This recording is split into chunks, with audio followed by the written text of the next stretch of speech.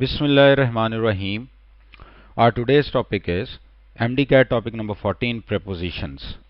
Prepositions combination है दो parts का. Preposition. Pre mean before, position mean place. Before a place. ऐसा word जो कि noun से पहले वाली position पे use हो, noun से पहले वाली position से just before noun use हो, उसे हम preposition कहते हैं. डेफिनेशन देखिएगा. A word that is used before a noun and shows it's relation with another word of a sentence.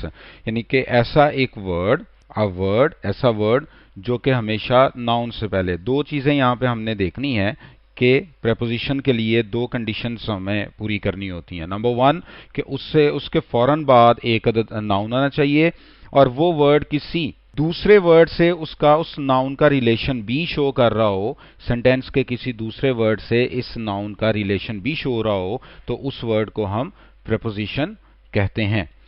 For example he goes to college. अगर हम यहाँ पे देखें तो हमारे पास दो प्रेपोजिशंस हैं, एक है टू, दूसरा है बाय.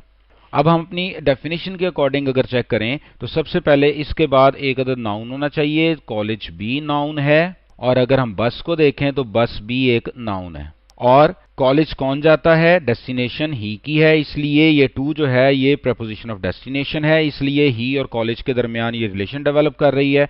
और बाय जो है ये प्रेपोजिशन ऑफ सोर्स है, तो ये ही किस सोर्स को यूज करके कॉलेज जाता है? बस को करके जाता है, तो बाय भी रिलेशन ही का और बस का डेवलप कर रहा है. तो इस तरह से हमने देखा कि हर ऐसा वर्ड जिसके बाद नाउन यूज हो और वो उस नाउन का रिलेशन सेंटेंस के किसी और वर्ड से शो करे उसे हम प्रेपोजिशन कहते हैं.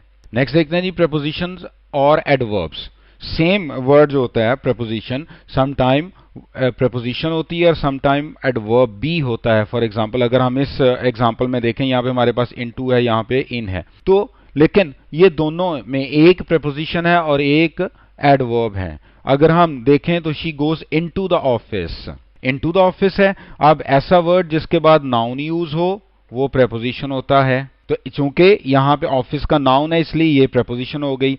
और जिसके बाद नाउन नहीं लगता वो एडवर्ब होता है, वो प्रेपोजिशन नहीं होता बल्कि उसको एडवर्ब पार्टिकल कहते हैं. तो यहाँ पे आप देखिए कि इनटू जो है वो प्रेपोजिशन है जबकि इन जो है वो एडवर्ब. तो इसकी जो आइडेंटिफिकेशन यही है कि हमने ये देखना है कि वेदर इसके बाद नाउन यूज हो रहा है या नहीं हो रहा. अगर नाउन नहीं यूज हो रहा तो वो एडवर्ब होगा और अगर नाउन यूज हो रहा है तो वो प्रेपोजिशन होगी. नेक्स्ट हम चलते हैं जी रूल्स ऑफ प्रेपोजिशन पे. प्रेपोजिशन का एक सिंपल रूल है कि प्रेपोजिशन जब भी यूज होगी उसके बाद हमेशा नाउन यूज होगा. अब नाउन में क्या क्या हो सकता है? नाउन की कोई भी टाइप हो सकती है. जैसे देखें यहाँ पे under the cat, under the car, ये प्रेपोजिशन है तो ये आपके पास नाउन आ गया. नंबर टू पे इसके बाद प्रोनाउन यूज हो सकता है. प्रोनाउन में जैसे यहाँ पे देखें बिसाइड, ये है, ये प्रेपोजिशन हो गई और ये आपका नाउन हो गया. जैसे यहाँ पे देखें इन है, ये प्रेपोजिशन हो गई, ये आपके पास नाउन यूज हो गया. तो इस तरह से प्रेपोजिशन के फौरन बाद नाउन या नाउन इक्वल जो है वो यूज होने चाहिए. प्रेपोजिशन के बाद जेरेंड भी यूज हो सकता है. जैसे फॉर एग्जाम्पल अगर आप देखें विदाउट प्रेपोजिशन है तो आप उसके बाद जेरेंड यूज कर सकते हैं. Gerund is also a form of noun. Next हम देखते हैं जी प्रेपोजिशन के बाद नाउन फ्रेज भी यूज हो सकता है. जैसे कि अगर हम यहाँ पे देखें टू प्रेपोजिशन है तो इसके बाद ये सारा फ्रेज लगा हुआ है.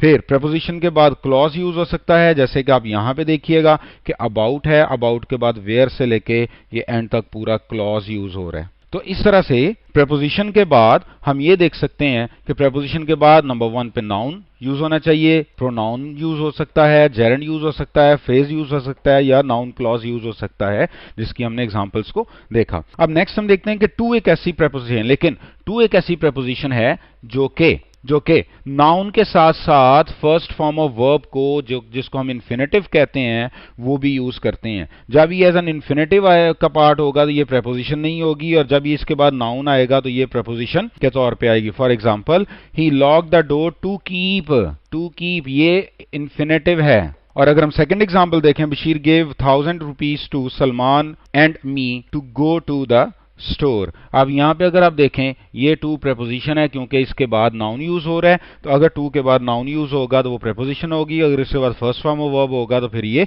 इन्फिनेटिव बन जाता है. अदरवाइज प्रपोजिशन अपने बाद नाउन ही जो है वो हमेशा लेता है नाउन की, और हमने ये सारे एग्जांपल देखेंगे नाउन की जगह पे क्या क्या यूज सकता है, नाउन भी, प्रोनाउन भी, जेरेंड, फ्रेज और क्लॉज के तौर पर। नेक्स्ट हम चलते हैं जी यूज ऑफ द प्रेपोजिशन पे। प्रेपोजिशन को हम 5 डिफरेंट स्टाइल में यूज करते हैं। सबसे पहले हम देखते हैं प्रेपोजिशंस को हम लोकेशन के लिए यूज करते हैं, फिर हम प्रेपोजिशन ऑफ लोकेशंस और उसके लिए 3 प्रेपोजिशंस होती हैं, इन, ऑन और एट।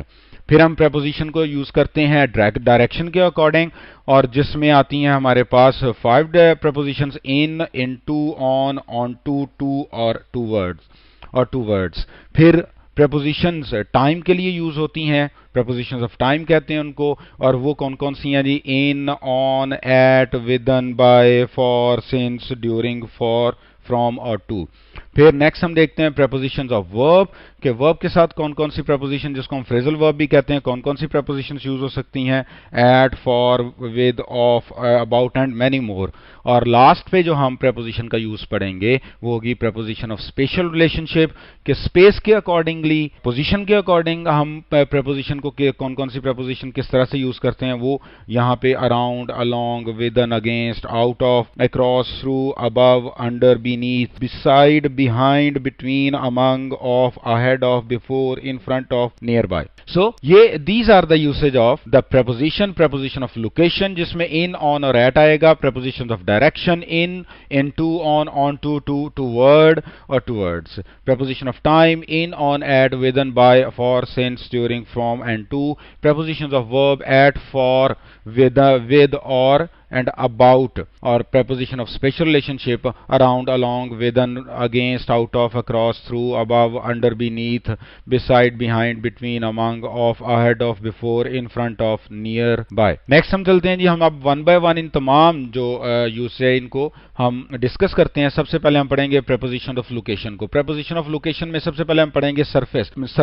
प्रेपोजिशन ऑफ लोकेशन में सबसे पहले सरफेस के लिए हमेशा प्रेपोजिशन हमारे पास होगी ऑन, और ऑन जो होगी ये सरफेस के लिए यूज होता है कि ये हमें बताती है कि कोई चीज, let's suppose this is a road, ये रोड है और कोई एक पर्सन यहाँ पे रोड के ऊपर है, इस तरह से कि इसको कोई भी कवरिंग नहीं है किसी साइड से, तो ही स्टैंडिंग ऑन द रोड। तो ये ऑन जो होता है ये हमें बताता है, tales us that the following noun is located on a surface जो किसको एक साइड से टच कर रही हो, जैसे ऑन द टेबल है, ऑन द फ्लोर है, ऑन द चेयर है, ऑन द रोड है, तो इस तरह से सरफेस है। अब अगर हम इन एग्जांपल्स में देखें, जैसे ये जो बी है ये इस सरफेस के ऊपर है और कवर्ड नहीं है, इसलिए ये ऑन द कार्टून। और देन यहां पे अगर आप देखें तो ये कैट जो है ये भी इस बॉल के बिल्कुल ऊपर, सरफेस के ऊपर है, इसलिए ये भी ऑन द बॉल होगा। नेक्स्ट, तो इस तरह से जब भी कोई चीज सरफेस के ऊपर होगी तो उसके लिए हम ऑन यूज करेंगे। देन नंबर 2 पे है जी enclosed area. Preposition location for enclosed area, उसके लिए हमारे पास है इन।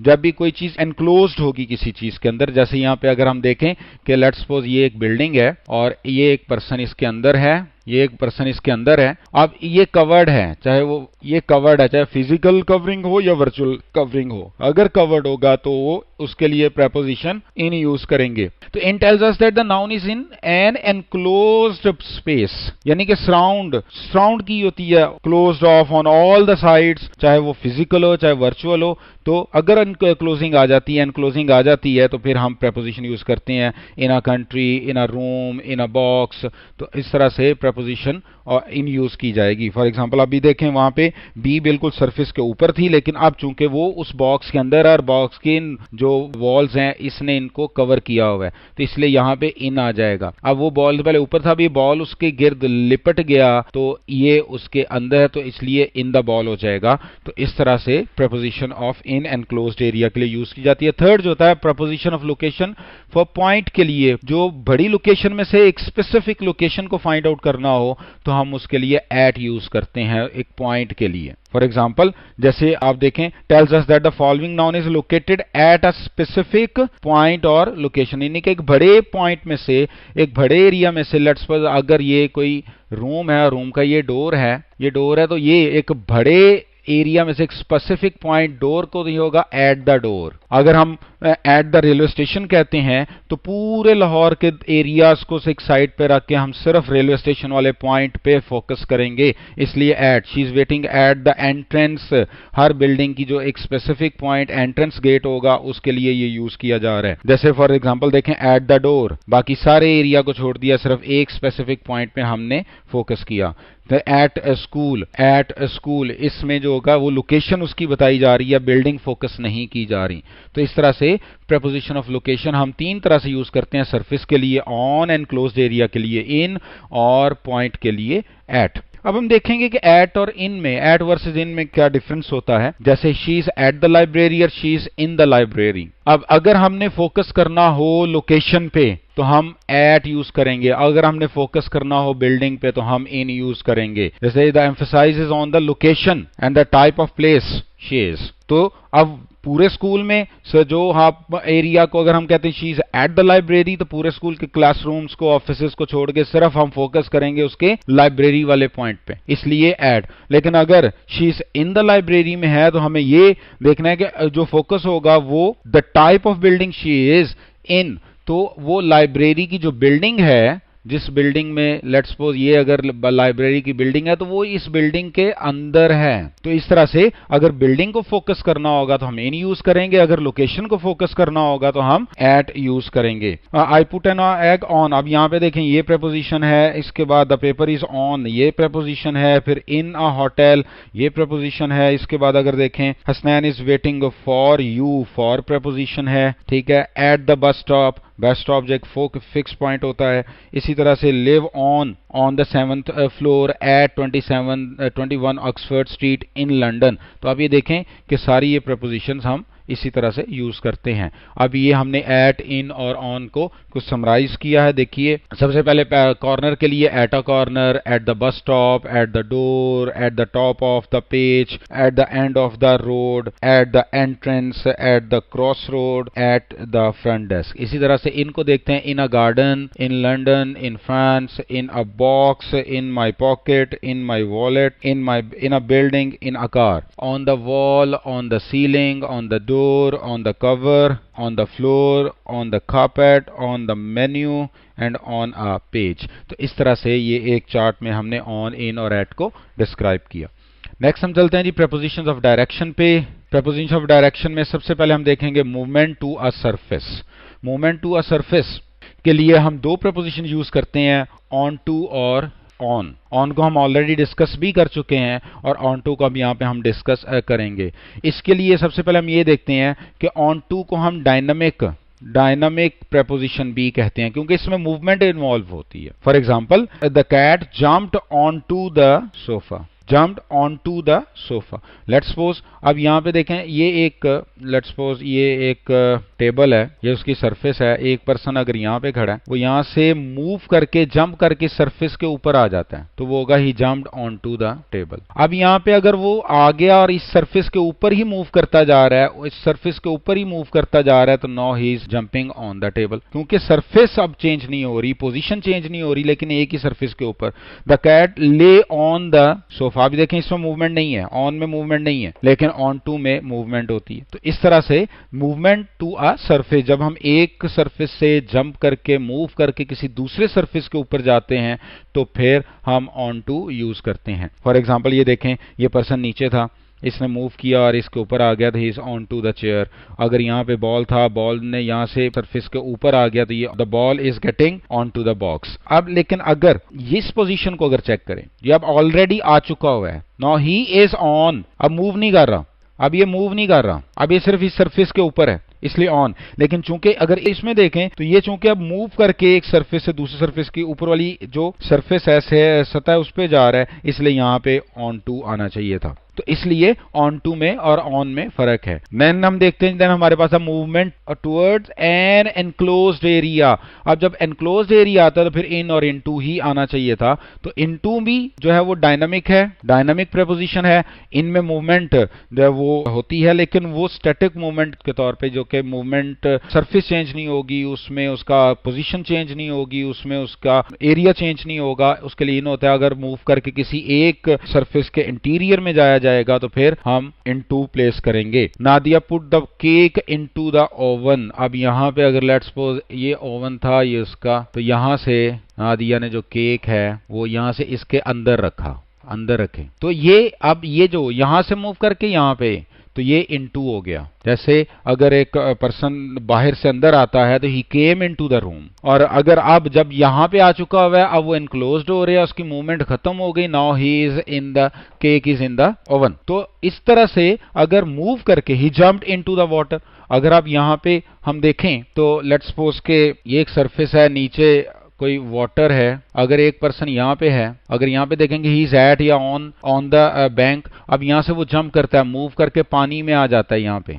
पानी में आ जाता है यहाँ पे, तो he jumped into the river, move किया, मूव करके उसने सरफेस चेंज की। अब यहाँ पे जब आ चुका है नाउ, अब वो पानी में है, अब आगे वो कहीं मूव नहीं कर रहा है, इसलिए now he is in the water. तो इस तरह से हम movement towards an enclosed area में इन और इनटू को डिस्कस करते हैं। जैसे ये देखें यहाँ पे बच्चे ऑलरेडी पानी के अंदर है, कवर्ड है, इसलिए now they are in the water, और चूंकि ये यहाँ पे थे इसने इन जंप करके पानी में जा रहे हैं, दे जम्प्ड इनटू द वाटर।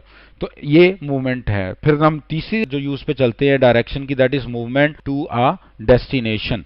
अब यहाँ पे देखें कि टू और टूवर्ड में सबसे पहले डिस्टेंस है। अगर हमारा पर्पस डेस्टिनेशन को शो करना है तो हम टू यूज करेंगे, और अगर हमारा पर्पस मूवमेंट की सिर्फ डायरेक्शन को बताना है तो फिर हम टूवर्ड यूज करेंगे, toward and towards. When I saw Jameel he was walking toward the office, यानी कि ये उसकी मूवमेंट को, कि वो ऑफिस की तरफ जा रहे हैं, ऑफिस गया अभी पहुंचा नहीं है, वो उसकी जो मूवमेंट की डायरेक्शन थी वो ऑफिस की तरफ थी। ठीक है, they will drive to Lahore. अब देखें ये है उनका डेस्टिनेशन, जब वो ड्यूरिंग द वीकेंड, तो जब ये टू आ गया तो इसका मतलब है वो जा ही लाहौर रहे हैं। तो अगर आपने मंजिल बतानी है तो फिर टू यूज करेंगे, अगर आपने सिर्फ मूवमेंट की डायरेक्शन को बताना है तो फिर हम टूवर्ड और टूवर्ड्स यूज करेंगे। जैसे ए टू बी का मतलब है A arrived at B, A toward B का मतलब होता है A is on the way to B. For example देखें, the ball is going toward the box. अब ये बॉल जो है इसकी तरफ, बॉक्स की तरफ इसकी मूवमेंट की जो है वो डायरेक्शन, तो आपने सिर्फ मूवमेंट बताना है। जैसे यहाँ पे देखें बॉल होल में जा रही है, तो ये भी टूवर्ड हो गया। तो अगर हमने डेस्टिनेशन बतानी है तो टूवर्ड होगा, अगर टू होगा, और अगर हमने डायरेक्शन बतानी है तो हम टूवर्ड यूज करेंगे या टूवर्ड्स यूज करेंगे। नेक्स्ट हमारे पास आता है prepositions of time. Preposition of time, time दो तरह का हमारे पास होता है, एक होता है पॉइंट टाइम, और पॉइंट टाइम में हमारे पास तीन प्रेपोजिशंस आती हैं, इन, ऑन और एट, जो कि फिक्स टाइम होता है, और दूसरा होता है एक्सटेंडेड टाइम, जिसको हम प्रोलॉन्ग कर सकते हैं। पॉइंट टाइम को वन पॉइंट टाइम होता है, इसको हम प्रोलॉन्ग नहीं कर सकते, और एक्सटेंडेड टाइम को हम प्रोलॉन्ग कर सकते हैं, और उसमें हमारे पास ये 5 प्रेपोजिशंस है, ड्यूरिंग है, बाय है, फ्रॉम, टिल, विदन, फॉर और सिंस। इन, ऑन और एट जैसे कि डेट होती है, जैसे फर्स्ट ऑफ एवरी मंथ होता है, तो वो पूरे महीने में एक ही पॉइंट होता है, एक ही डे होता है, एक ही डेट होती है, इसलिए वो पॉइंट टाइम होती है। ठीक है, तो पॉइंट टाइम और एक्सटेंडेड टाइम। पॉइंट टाइम को डिस्कस करते हैं। पॉइंट टाइम के लिए हमारे पास आते हैं एट, ऑन और इन। सबसे पहले एट को आए, एट नाइट, नाइट के लिए एट आता है। फिर क्लॉक टाइम के लिए हम हमेशा ऐड करते हैं एट 7 o'clock, 6:35 PM एट, और उसके बाद हॉलीडेज या इवेंट्स के जो नेम होते हैं उनके साथ हम जो एट यूज करते हैं, eight Christmas, at the weekend. तो ये एट था। अब हम देखते हैं ऑन को। ऑन सबसे पहले डेज ऑफ द वीक के लिए, ऑन मंडे। डेट्स के लिए on the 5th of June। Particular days या इवेंट डेज के लिए, जैसे on my birthday, on the following day. लेकिन अगर यहाँ पे देखें ये क्रिसमस है, क्रिसमस अगर अकेला आएगा तो एट आएगा, लेकिन अगर इसके साथ डे का वर्ड ऐड कर दिया जाए फिर इसके साथ ऑन आएगा। एट क्रिसमस और ऑन क्रिसमस डे, जब भी डे का वर्ड आ जाता है तो फिर हम ऑन यूज करते हैं। और इनके लिए हम देखते हैं पार्ट्स ऑफ डेज में, in the morning, in the evening, in the afternoon, months के लिए इन दिसंबर, सीजन्स के लिए इन विंटर, ईयर्स के लिए इन 2015, डेकेड्स के लिए इन द 1990s, और सेंचुरीज के लिए इन द 20th century। तो इन जो होता है ये parts of the days, month, season, years, decades और सेंचुरी के लिए यूज होता है। अगर हमारे पास जैसे देखें 14th अगस्त 1947 हो, अगर हमने यहाँ प्रेपोजिशन यूज करनी है तो हम एक चीज देखेंगे वेदर डे मेंशन्ड है या नहीं। अगर तो डे मेंशन हो तो फिर आप ऑन लगाएंगे, और अगर डे मेंशन नहीं है, मंथ भी है, ईयर भी है, तो आप इन लगाएंगे। सिर्फ आप देखिएगा कि वेदर डे और डेट है,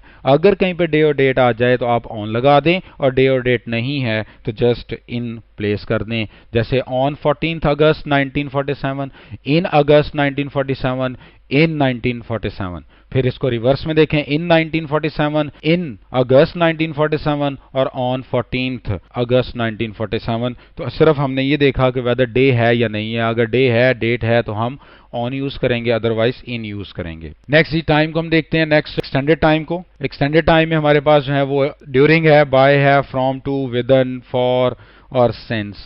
जो ड्यूरिंग जो होता है ये वाला इस ड्यूरेशन को कहते हैं, जो किसी एक पॉइंट से स्टार्ट होकर दूसरी पॉइंट पे खत्म। जैसे ड्यूरिंग द समर वेकेशंस, जब समर वेकेशन स्टार्ट होंगी और जब तक एंड होगी, उसके जो दरमियान वाला जो टाइम पीरियड होगा उसके लिए हम ड्यूरिंग यूज करेंगे। फिर यहाँ पे सिंस देखें, सिंस होता है from a particular time in the past, until, later time और अंटिल नाउ। फिर फॉर को अगर देखें तो use to show an amount of time. फिर फ्रॉम को देखें, फ्रॉम में बताता है स्टार्ट, फ्रॉम स्टार्ट का टाइम के लिए होता है, टू जो होता है वो एंड टाइम के लिए होता है, टिल भी आ सकता है। और बाय जो होता है वो जो भी डेट बताई जाती है, जो टाइम बताया जाता है उसके बाद नहीं, उस तक हमारे पास टाइम होता है, नॉट लेटर देन और बिफोर। तो ये हमारे पास जो था वो एक्सटेंडेड टाइम था। जैसे फॉर एग्जाम्पल देखें, it was band's first live performance since this one. Then इसके बाद I will have it done by tomorrow, यानी कि कल से पहले पहले करना है। You should receive a reply within 7 days, 7 days का टाइम है, यानी कि 1 2 3 4 5 6 7 यहां से लेके यहां तक है। तो आपने इस अरसे में आपने ये काम करना है विद इन 7 डेज। फिर ड्यूरिंग द नाइट, जैसे नाइट स्टार्ट होगी और नाइट ये यहाँ पे अगर जब डे स्टार्ट हो जाएगा, ये डे था, ये डे था, ये नाइट थी, तो यहां से स्टार्ट करना है और यहां तक जो है वो आपके पास टाइम है। तो फिर फॉर 3 ईयर्स, और फिर उसका फ्रॉम 8 बजे कोई काम स्टार्ट हुआ है और 7 PM को वो एंड होगा। तो इस तरह से ये हमारे पास जो प्रेपोजिशंस ऑफ टाइम आ रही हैं। नेक्स्ट हम देखते हैं जी, ये एक समरी है हमने जो अभी तक पढ़ा, इन, ऑन और एट की। ये टाइम के लिए हम यूज कर रहे हैं, ये लोकेशन के लिए यूज कर रहे हैं। अगर हमारे पास सेंचुरी है, डेकेड्स है, ईयर है, मंथ है और वीक है, तो वो आपके पास इन यूज होगा, ठीक है। और अगर आप जो डेज हैं, वीकेंड्स हैं, और डेज, वीकेंड्स हैं, डेट्स हैं, तो फिर आप ऑन यूज करेंगे। और अगर आपके पास आवर्स आ जाते हैं तो फिर आप एट यूज करेंगे, वेरी स्पेसिफिक या स्मॉलेस्ट। अगर आप देखें बिगर एरियाज में जाते हैं तो फिर कंट्री के लिए, सिटी के लिए, नेबरहुड के लिए आप क्या करते हैं, आप इन यूज करते हैं।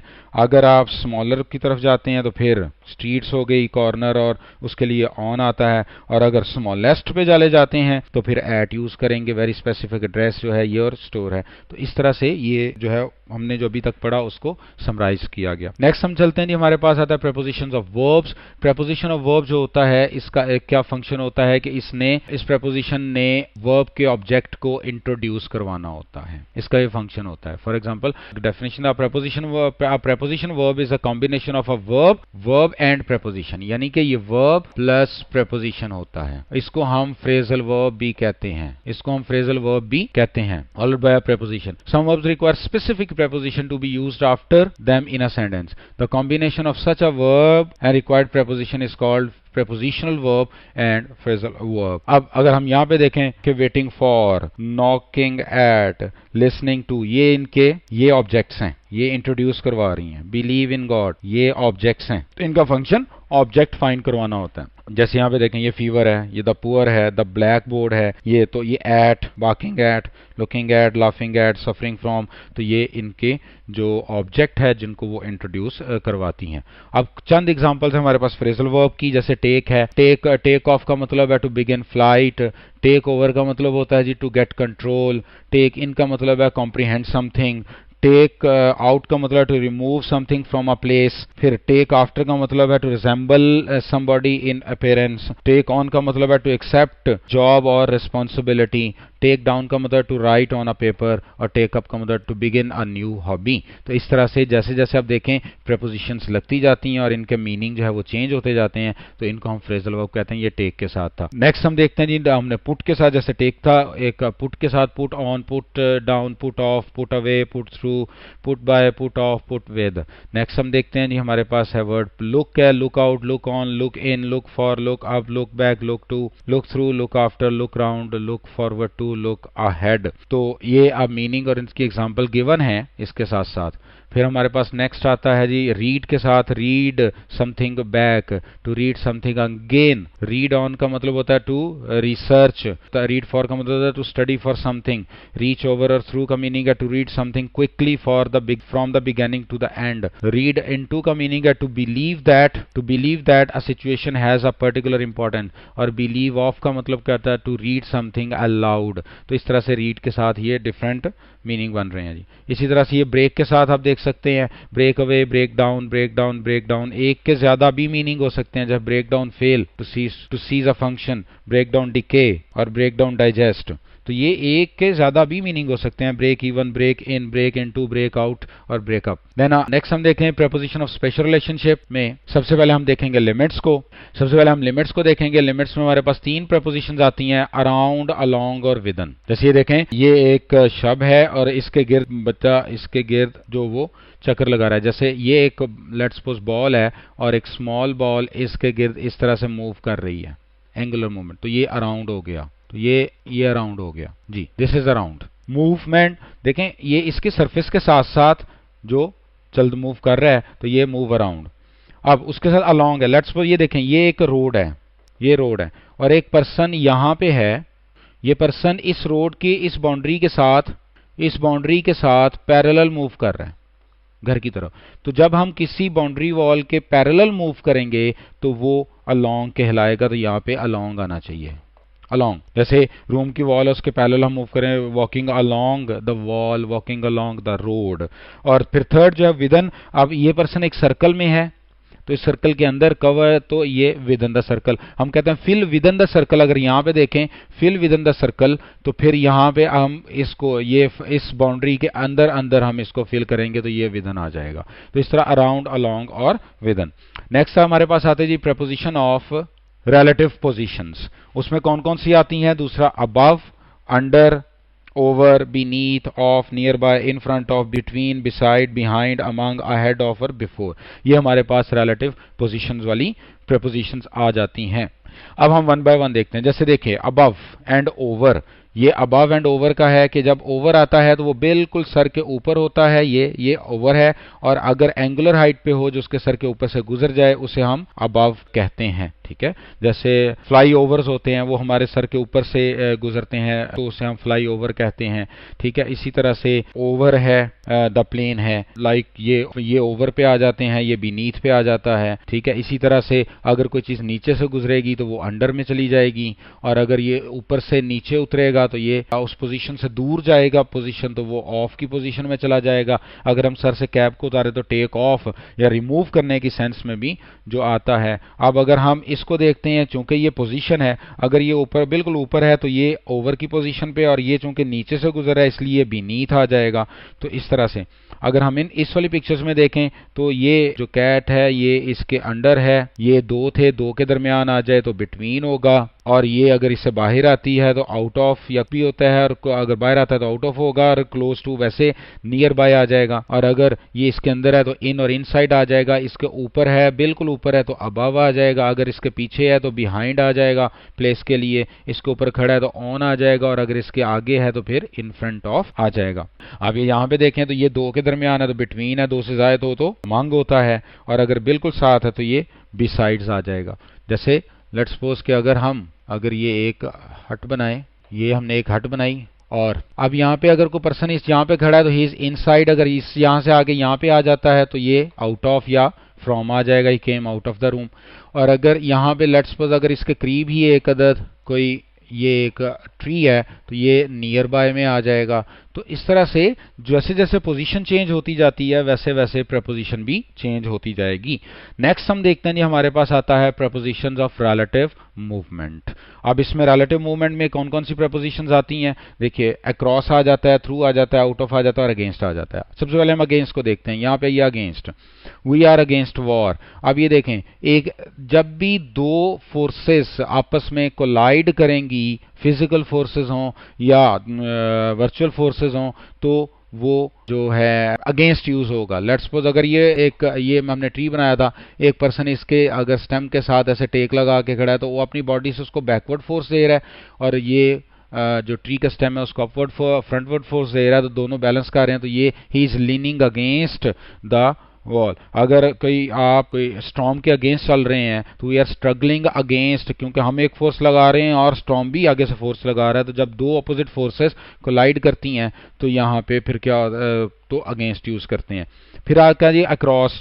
जब हम जैसे अब ये रोड है, ये रोड एक सरफेस है, जब हम इस बाउंड्री से इस बाउंड्री का हम सरफेस से इधर गुजर के चले जाएंगे तो फिर हम अक्रॉस द रोड होगा। जैसे ये देखें, इस बाउंड्री और इस बाउंड्री है, जब ये पर्सन यहां से मूव करके यहां पे इस बाउंड्री के साइड पे आ जाएगा तो अक्रॉस द ब्रिज हो जाएगा, अक्रॉस द ब्रिज है। लेकिन अगर हम इस बाउंड्री और इस बाउंड्री को लें और अगर एनक्लोज्ड एरिया हो, कवर्ड हो, एनक्लोज्ड हो, ये बॉल इधर से गया और इधर से आया तो ये थ्रू के लिए आता है। तो जब हम किसी एनक्लोज्ड एरिया से निकल के दूसरी साइड पे जाते हैं तो थ्रू आता है, और अगर हम किसी सरफेस के ऊपर से चल के जाते हैं तो हम अक्रॉस यूज करते हैं। और आउट ऑफ हम यहाँ पे देख चुके हैं कि अगर कोई पर्सन अंदर था वो इस पोजीशन से निकला और यहाँ पे आके खड़ा हो गया तो ये दूसरी पोजीशन आ गई, तो ये आउट ऑफ जो है वो वाली पोजीशन आ जाती है। जैसे अगर हम इस बॉक्स को देखते हैं, ये पोजीशन यहाँ पे था, अगर इससे निकल के यहाँ पे आ जाता तो ये आउट ऑफ है। तो ये पोजीशन के अकॉर्डिंग मूवमेंट करके जो पोजीशन चेंज की जाती है तो उसको, क्योंकि इसे हम कहते हैं प्रेपोजिशन ऑफ स्पेशल, ये वर्ड स्पेस से बना है, प्लेस,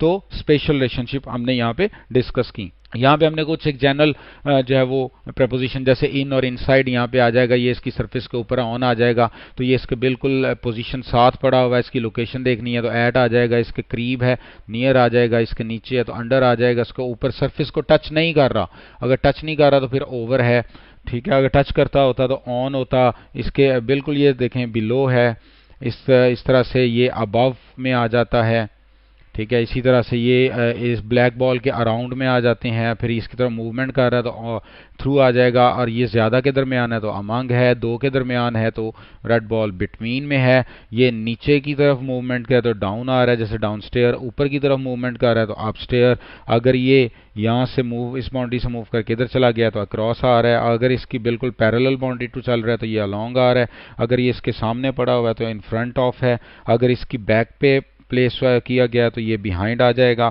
अगर ये दोनों एक दूसरे के अपोजिट फोर्सेस पे पड़े हैं तो ये अपोजिट आ जाएगा, जंप करके ऊपर जा रहा है तो ऑन टू आ जाएगा, यहाँ से दूर जा रहा है तो ऑफ आ जाएगा, इसके अंदर जा रहा है तो इन टू आ रहा है, इससे बाहर निकल रहा है तो आउट ऑफ आएगा, ठीक है। अगर ये एक दूसरे के यहाँ था और इसके करीब से निकला है तो ये पास्ट हो गया।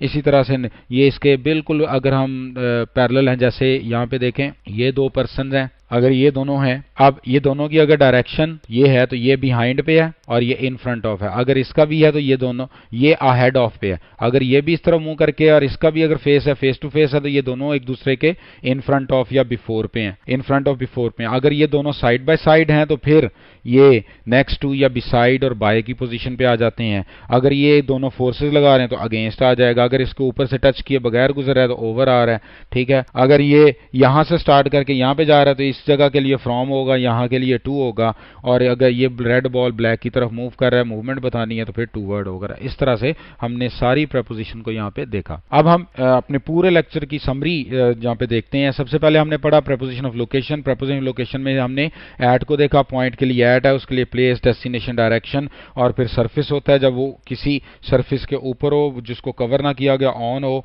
और फिर अगर एनक्लोज्ड हो जाए तो उसके लिए इन यूज किया जाता है। नेक्स्ट हमने देखा जी डायरेक्शन के लिए, डायरेक्शन में movement towards the interior of something, यानी कि मूव करके, तो उसके लिए हमने इनटू और इनटू यूज देखा। फिर हमने देखा जी ओरिएंटेशन टू अ गोल, यानी कि डेस्टिनेशन की तरफ, तो उसके लिए टूवर्ड्स होता है, टू अ फिजिकल डेस्टिनेशन होती है, और टूवर्ड मूवमेंट होती है, ठीक है। और टू जो है ये पर्पस के लिए भी यूज किया जाता है, परमिशन के लिए और कम्युनिकेशन के लिए भी, जैसे लिसन टू। और देन हमने देखा जी मूवमेंट टूवर्ड्स अ सरफेस में, जब सरफेस की तरफ मूव किया जाएगा तो ऑन टू या ऑन यूज किया जाएगा। फिर हमने वर्ब की प्रपोजिशंस को देखा, वर्ब एंड टाइम की। सबसे पहले हमने टाइम देखा, टाइम 1 पॉइंट टाइम है, उसके लिए एट देखा, ऑन को पढ़ा, फिर पार्ट्स ऑफ डेज के लिए इन है, और मंथ ईयर सीजन्स के लिए हमने इन पढ़ा। फिर हमने टाइम एक्सटेंडेड टाइम में since, for, by, from, to, from, till, during, within, ये सारे हमने डिस्कस किए। और देन इसके बाद हमने वर्ब को देखा कि वर्ब जो होता है वो जो प्रपोजिशन ऑफ वर्ब जो होती है वो इंट्रोड्यूस ऑब्जेक्ट होता है, जैसे एट, ऑफ, अबाउट ऑफ या फॉर था। नेक्स्ट हमारे पास स्पेशल रिलेशनशिप में हमने सबसे पहले रिलेटिव पोजीशंस को देखा, under, above and below, beneath, among, near by, inside, beside, behind, ahead of, in front of या ऑफ, ये हमने डिस्कस किया। फिर हमने रिलेटिव मूवमेंट्स को डिस्कस किया, फ्रॉम, अक्रॉस, थ्रू और अगेंस्ट, और देन फिर हमने लिमिट्स को डिस्कस किया, along, with in and around. तो ये हमने टोटल प्रेपोजिशन को 5 पार्ट्स में डिवाइड करके हमने टोटल डिस्कस किया। जी, thank you very much. For further practice आप MD CAT की प्रैक्टिस बुक को यूज कर सकते हैं। Thank you very much.